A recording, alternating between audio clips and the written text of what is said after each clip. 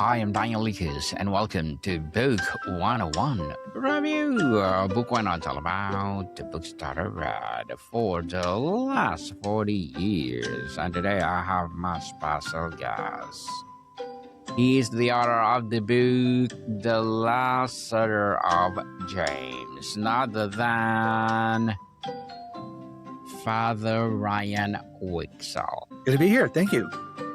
Welcome on Book 101 Review, Father Ryan. And can you please introduce more about yourself that I miss? Certainly. Yeah, I am an Episcopal priest, so I serve a church in Independence, Missouri called St. Michael's Episcopal Church. But I was born and raised Pentecostal, and I went through a stint in Messianic Judaism for a while, and Baptist and non-denominational. So I have been through a lot of different traditions, and until finding myself ordained as a priest in the Episcopal Church, which is where I'm at now. But that trip through Messianic Judaism taught me a lot, and really sparked an interest in the Jewishness of Jesus, the Jewishness of early Christianity. And my father and I share that interest, and so we partnered together in the writing of this book to help Christians gain a better understanding of Passover. Indeed. Father Ryan, thank you so much for sharing your knowledge and wisdom to the world. On Book 101 Review, we celebrate you with my cheering squad. Thank you for being part on my podcast. Yeah, I'm happy to be here. Thank you. So let's talk about the book itself. The Last Seder of James is described as a fiction, nonfiction hybrid. How does that work? And why did you choose this format instead of a straight theological book or a straight novel? That's a great question. And that comes partly out of my partnership with my dad, who is Dr. Lon Wiksell. He is a scholar, and he has a doctorate degree in Jewish studies. And he did his dissertation on Passover. So he has done a deep dive really on the meaning of Passover and the role that Passover plays in Christianity. What a lot of people aren't aware of is that communion or Eucharist or the Lord's Supper, this very central rite and central expression of Christianity, comes directly out of the Jewish Passover and God's commandment in Leviticus for Israel to recognize every year the day that the angel of death passed over them and they were spared from that 10th plague in the Exodus. But a lot of books have been written about Passover, and my dad and I felt like we had a unique perspective on it, unique thing to share, and that we wanted to do that in a unique way. So to craft a story, a nonfiction story where we're using Bible characters, fast forwarding a few decades from the events in the book of Acts, and imagining something hopefully really gripping and really dramatic, helping the reader to really enter in to the experience of Passover and what it's like to experience a Passover Seder together in a Christian context. That's something that would hopefully create new levels of understanding and insight amongst our readers beyond what already exists. Well said, Father Ryan. The story places John the Apostle visiting James in prison that might before this execution, where they celebrate Passover together. Why this scene? What drew you to this particular moment in history? Well, it was when we discovered the historical record of the Apostle James, who is Jesus' oldest brother, some would say half-brother, and who was the bishop of Jerusalem or the leader of the church in Jerusalem. The historical record has it that he was martyred on the eve of Passover in the year 62. So nearly 30 years after Jesus' resurrection, or a little over 30 years. So being able to sort of build on this historical fact and say, okay, we start to use our imagination to paint a picture around that and say, okay, well, what might have happened on that night? And would he have celebrated Passover on the last night of his life, with it being the eve of Passover?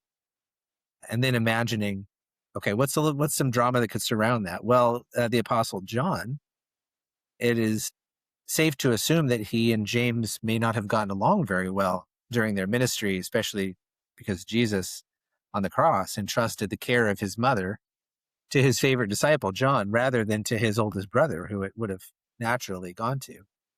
And then John moved away to minister to the people in Ephesus, and it's presumed that Mary, the mother of Jesus, went with him. So we imagine there'd be maybe some hard feelings between the two, that James felt like John was taking his mother away from him, or that he was being favored over himself as a brother of Jesus. So we just started imagining a reconciliation.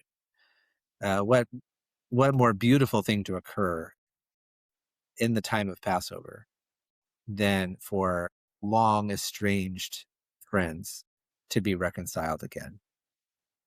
So in the story, John brings the elements of a Passover Seder into prison so that James can have that experience on the last night of his life, and that hopefully they can talk through memories, share their hearts with each other, and make amends. Father Ryan, this book one of a forthcoming Passover trilogy, what can readers expect in books 2 and 3, and what story could not be fit into this first volume?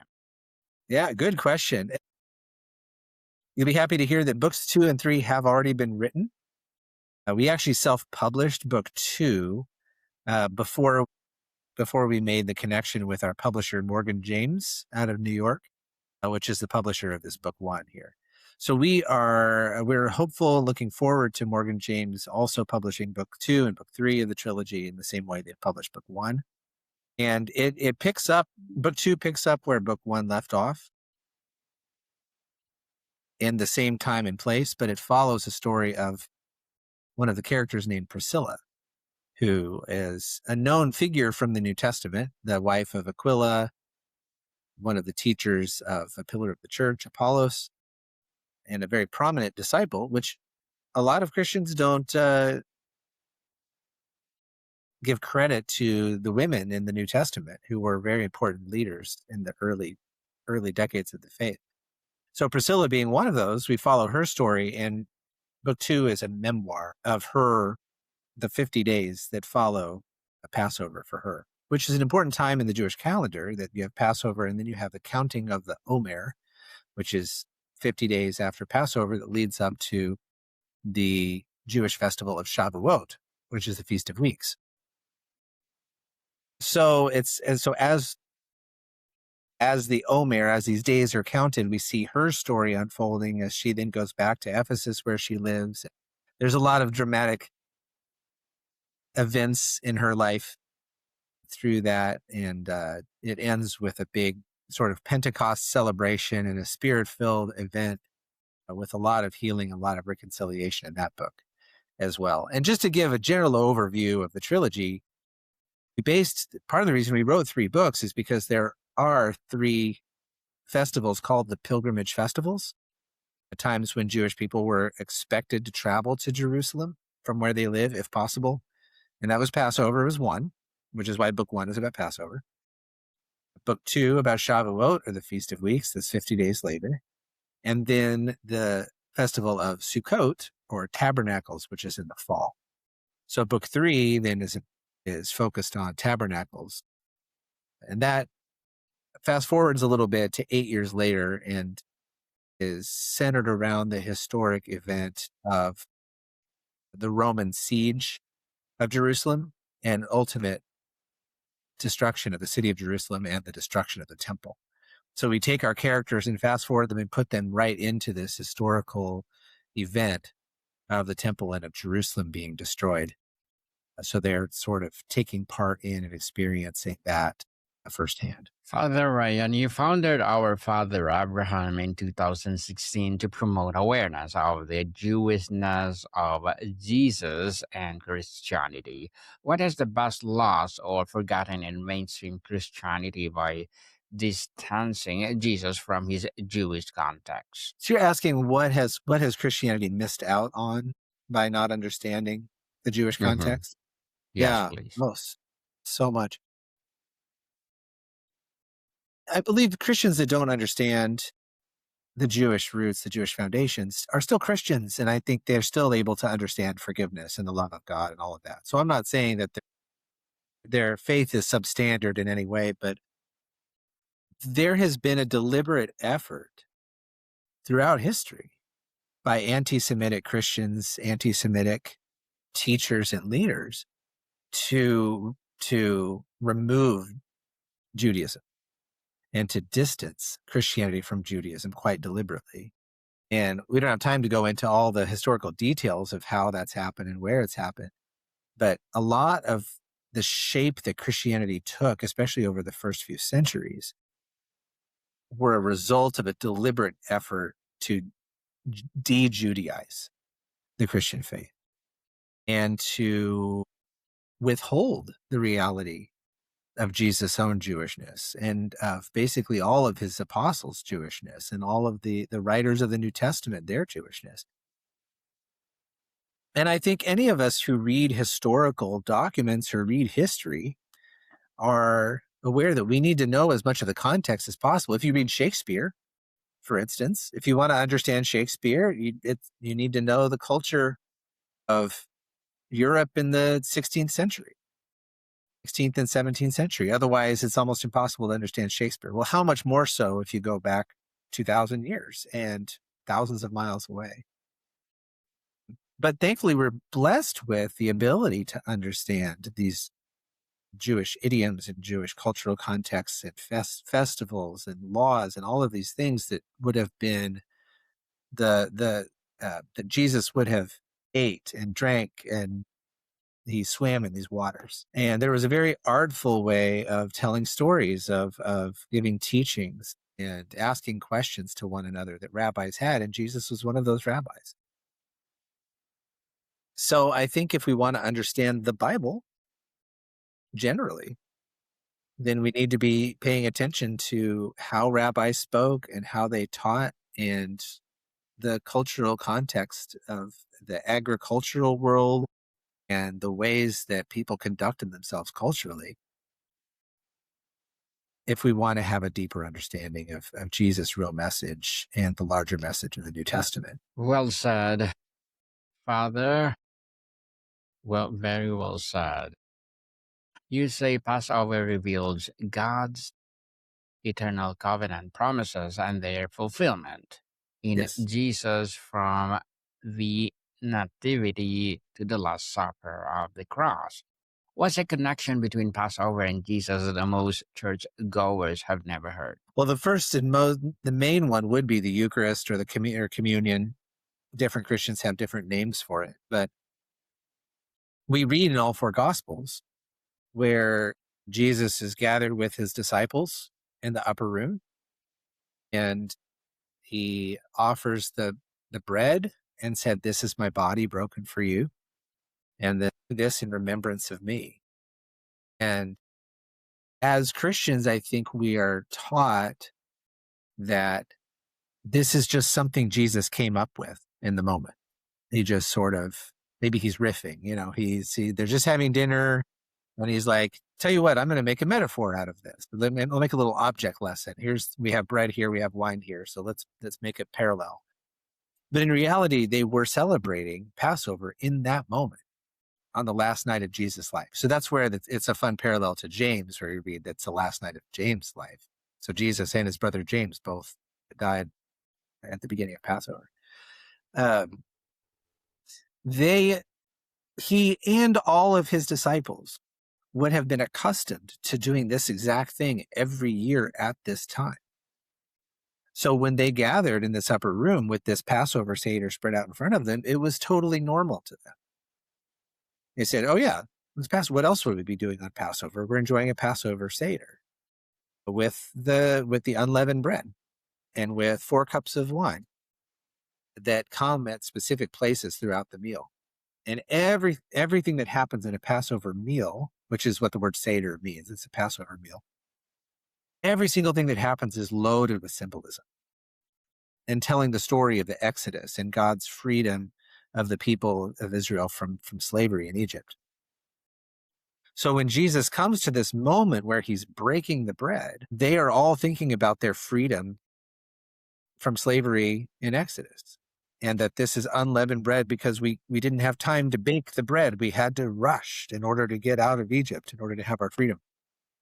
And that each of the cups of wine has a different symbolism to it. And Jesus chose very specifically the cup of wine that symbolized redemption. It was the 3rd out of 4. They were already thinking of redemption, and he said, find your redemption in me. I am the source of your redemption. I am your redeemer. And that's one of the promises of God in the Passover. And he says, I am the fulfillment of that. So he is overlaying, he's mapping his own salvation journey and his own salvation purpose onto this already familiar map of symbols and metaphor and meaning.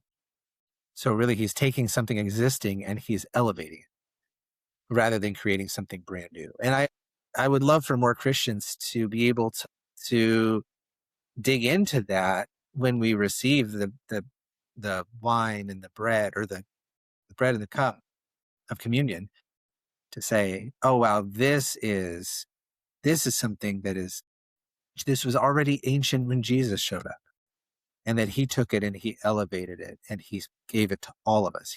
He busted it outside of its cage of being ethnic, of being local, being a Jewish thing for the people of Israel, and said, this is now that I am making this something that's for the whole world, for the redemption of all nations. For the whole world.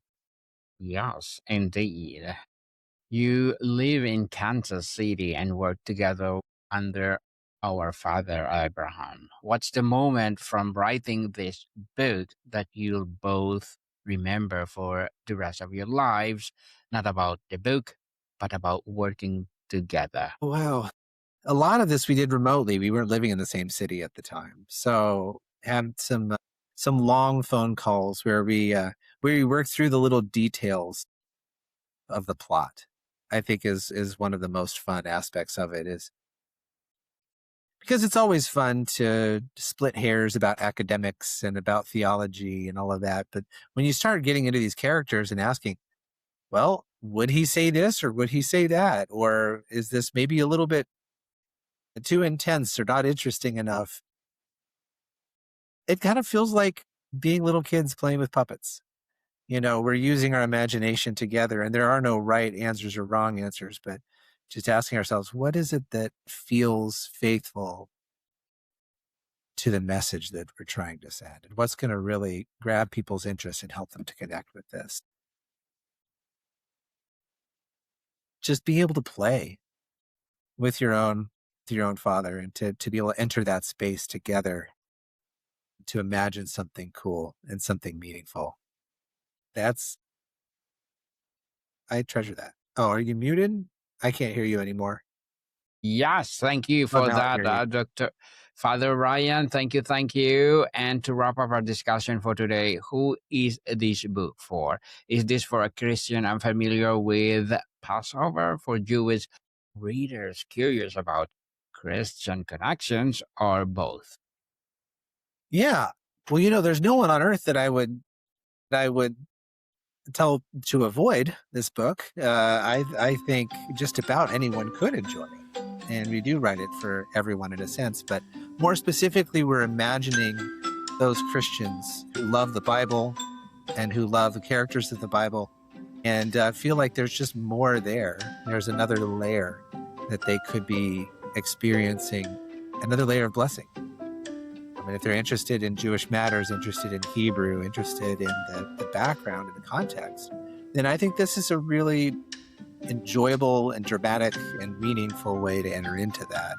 And so I think there's a lot of Christians like that might really be blessed by this book. Definitely another layer of blessing. So, Father Ryan, can you please invite our listeners to support your book and, of course, your upcoming 2 books more? Yeah, certainly. Thank you. Yeah, it's pretty simple. OurFatherAbraham.com is our website. And right there at the top of the homepage, you can see a link to buy the book. You can also just search for it on barnesandnoble.com or on amazon.com. It's easy to find there. And you can pick it up or make a donation to our ministry if you want to help bring book 2 and book 3 about. There's a financial investment involved in those things as well.